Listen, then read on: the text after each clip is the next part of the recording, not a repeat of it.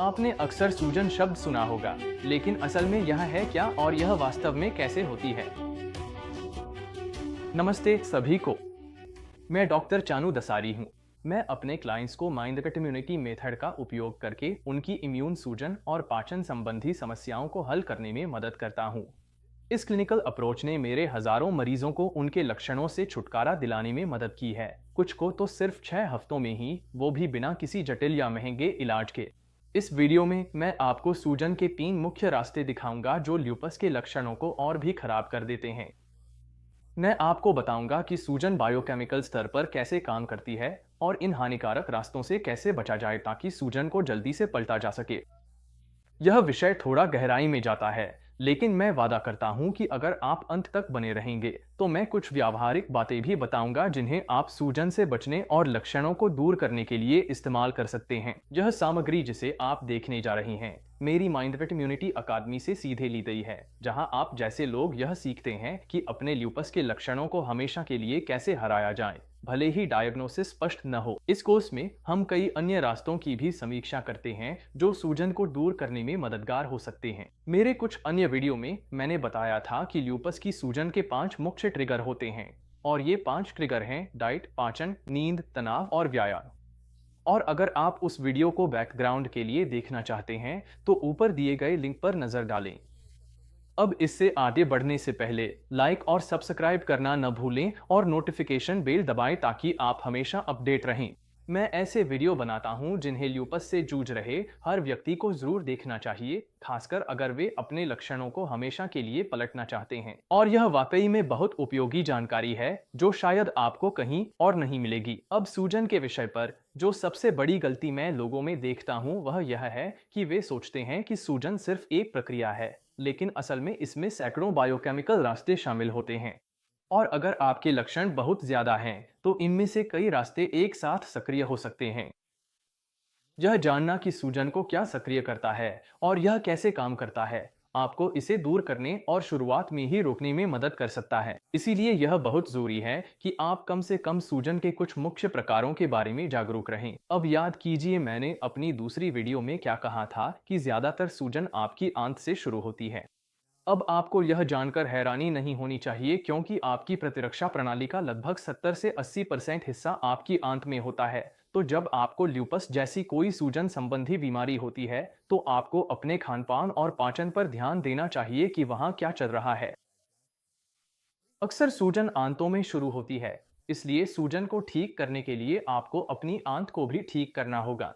तो 3 प्रकार की सूजन पर चर्चा करने से पहले, अगर आप वाकई में ल्यूपस को सुधारने और जल्दी परिणाम पाने के लिए आंत को ठीक करने के बारे में गंभीर हैं, तो मेरी एक फ्री ट्रेनिंग जरूर देखें, जिसमें मैं आपको वे खास रणनीतियां बताता हूं जिनसे मेरे क्लाइंट्स को 6 हफ्तों के भीतर सफलता मिली है। आप इसे नीचे दिए गए लिंक पर जाकर देख सकते हैं और मुझे पता है कि यह आपके लिए बहुत मददगार साबित होगा। यह लिंक आपको एक ऐसे पेज पर ले जाएगा जहां आप अपना ईमेल डालकर ल्यूपस को ठीक करने की फ्री ट्रेनिंग प्राप्त कर सकते हैं। इसमें आपको वह सब कुछ मिलेगा जो जानना जरूरी है, जिसमें एक फ्री गाइड भी शामिल है जिसमें खास डाइट संबंधी सुझाव दिए गए हैं और ढेरों मददगार केस स्टडीज हैं उन लोगों की जो आपकी ही तरह अपनी बीमारी को पूरी तरह ठीक कर चुके हैं और अब स्वस्थ हैं। ये केस बहुत कीमती हैं क्योंकि इनमें आप देखेंगे कि असली लोग सूजन से कैसे निपटते हैं और कैसे उन्होंने सिर्फ कुछ छोटे बदलाव करके अपनी हालत में सुधार किया। इस ट्रेनिंग के साथ आपको एक पूरा अमल में लाने लायक गेम प्लान मिलेगा जिससे आप खुद घर पर यह सब कर सकते हैं। तो बस पेज के ऊपर अपना ईमेल डालें और शुरू करें। अब आइए सूजन के 3 प्रकारों के बारे में बात करते हैं। मैंने यह वीडियो पहले रिकॉर्ड किया था और इसमें बताया गया है कि इम्यून सिस्टम 3 तरीकों से सक्रिय होता है। हिस्टामिन पाथवे शायद सबसे महत्वपूर्ण है जिसे जानना चाहिए। यह मेरे एक मरीज का उदाहरण है जिसके शरीर में कैंडिडा के अत्यधिक बढ़ने के कारण इओसिनोफिल्स की मात्रा बहुत अधिक थी।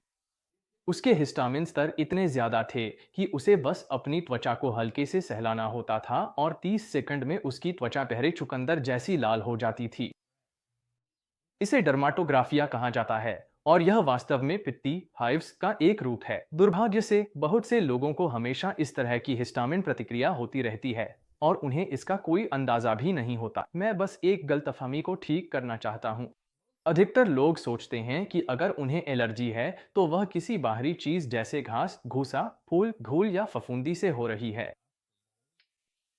हालांकि यह आंशिक रूप से सही है, लेकिन यह जानना जरूरी है कि इंसानी शरीर में ज्यादातर हिस्टामिन वास्तव में आंतों में मौजूद बैक्टीरिया द्वारा बनता है, जो हिस्टिडीन को हिस्टामिन में बदलते हैं।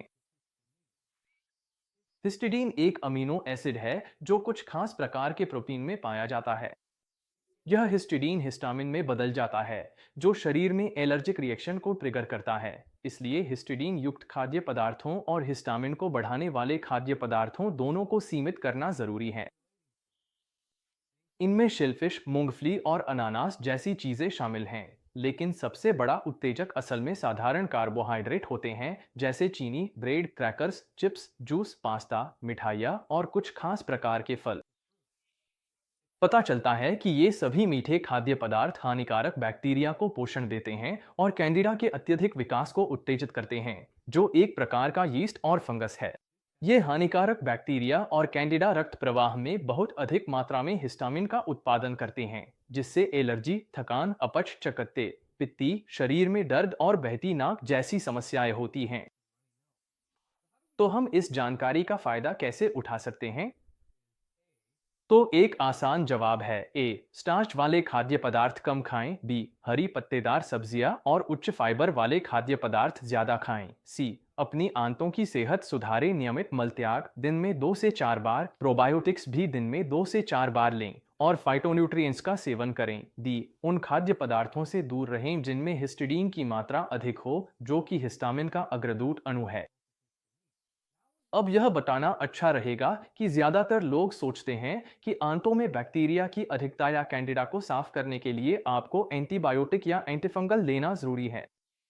असलियत यह है कि आपको बस इतना करना है कि दिन में 2 से 4 बार मल त्याग करें, ताकि आप अपने जठरांत्र तंत्र से अवांछित जीवाणुओं को बाहर निकाल सकें। फिर आप दिन में 2 से 4 बार प्रोबायोटिक्स लेकर अपने सिस्टम को फिर से भर सकते हैं। अगर आप ऐसा करते हैं तो एंटीबायोटिक्स और एंटीफंगल्स की शायद ही कभी जरूरत पड़ती है। इसके अलावा अगर आप एंटीबायोटिक या एंटीफंगल लेते भी हैं, तो बस याद रखें कि यह केवल पहले कुछ दिनों के लिए ही असर करता है। उसके बाद जठरांत्र तंत्र में फिर से बैक्टीरिया और कैंडिडा भर जाते हैं, खासकर अगर आपकी डाइट खराब है।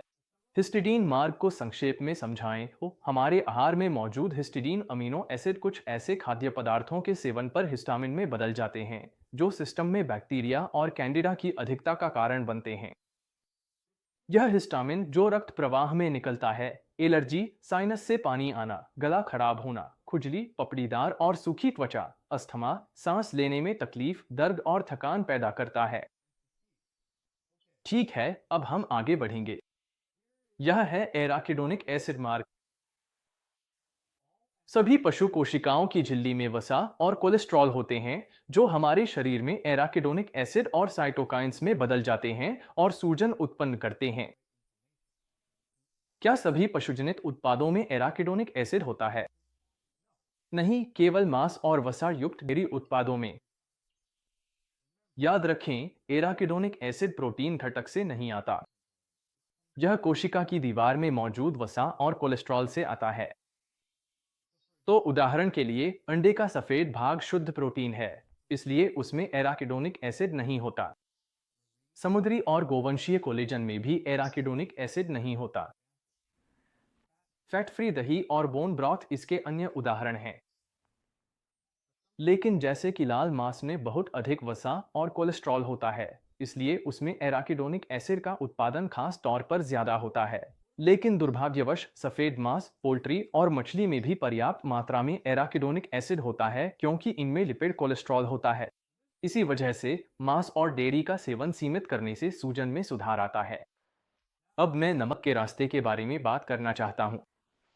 तो बात यह है, हर कोई जानता है कि जब वे बहुत अधिक नमक खाते हैं तो अगले दिन उन्हें बहुत सूजन और फूला हुआ महसूस होता है। यह खास तौर पर तब और भी बुरा होता है जब आपको कोई सूजन संबंधी बीमारी हो, क्योंकि नमक शरीर में दर्द की मात्रा भी बढ़ा देता है। यह कोई संयोग नहीं है। टेबल सॉल्ट यानी सोडियम क्लोराइड एक खास प्रकार की श्वेत रक्त कोशिका को सक्रिय करता है, जिसे H17 कहा जाता है। ये इम्यून कोशिकाएं एक रास्ता सक्रिय करती हैं, जिसे ACE-K1 कहा जाता है, जिससे ऑटो इम्यून बीमारी और सूजन होती है। इसी वजह से अगर आपको किसी भी तरह की इम्यून, सूजन या पाचन संबंधी समस्या है, तो नमक से पूरी तरह बचना जरूरी है। अब ये भी याद रखें कि नमक बहुत सारे ऐसे खाने में होता है जिनके बारे में हम सोचते भी नहीं हैं। ज्यादातर पैक्ड फूड्स, मिठाइयाँ, व्यक्त सामान, सॉस में सोडियम की मात्रा बहुत ज्यादा होती है। इसके अलावा मुझे ये बात वाकई हैरान करने वाली लगी, चिकन में भी बहुत ज्यादा सोडियम होता है, क्योंकि उसमें असल में नमकीन पानी इंजेक्ट किया जाता है। कई बार चिकन के असली वजन का 30% तक सिर्फ ये सलाइन नमकीन पानी होता है। तो ध्यान दें, आप अनजाने में अपनी स्थिति और भी खराब कर सकते हैं, क्योंकि आप कुछ ऐसा खा रहे हैं जिसमें आपको लगता है कि नमक नहीं है, लेकिन उसमें होता है। अगर आप सोच रहे हैं कि एक अच्छा लिमिट क्या है, तो ऐतिहासिक रूप से कई लोगों ने 2 ग्राम यानी 2000 मिलीग्राम बताया है, लेकिन मुझे लगता है कि ये भी बहुत ज़्यादा है। मुझे लगता है कि 1 ग्राम से भी कम या यहाँ तक कि 0.5 ग्राम या 500 मिलीग्राम, जो कि आधा ग्राम है, उतना ही काफ़ी है। और मैं ये इसलिए कह रहा हूँ क्योंकि शरीर के पास हमारे सामान्य खाने से भी नमक निकालने के तरीके होते हैं। ध्यान रखें, कुछ 100 साल पहले तक, जब नमक को मांस को संरक्षित करने के लिए खोजा गया और नमक का व्यापार शुरू हुआ, तब तक इंसान कभी भी अपने खाने में नमक नहीं मिलाता था। यह भी सामने आया है कि कई सूजन और प्रतिरक्षा संबंधी बीमारियां उन देशों और जगहों पर ज्यादा आम थीं, जहां लोग ज्यादा मात्रा में नमक का सेवन करते थे। इल्फा और इल 6 मेरी राय में ये सबसे महत्वपूर्ण में से एक है।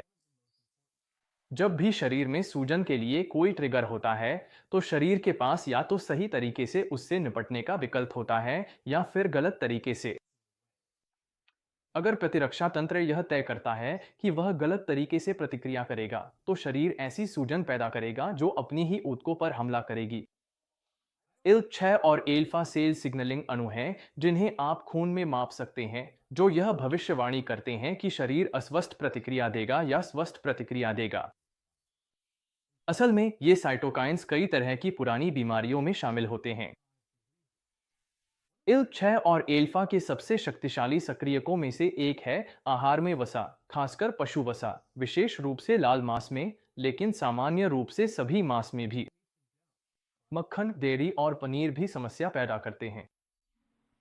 जिन लोगों में इल 6 और एल्फा का स्तर सबसे कम होता है, वे फाइटोन्यूट्रिएंट डाइट का पालन करते हैं, जिसमें बहुत सारी सेहतमंद सब्जियां और जैतून के तेल जैसे अच्छे वसा शामिल होते हैं।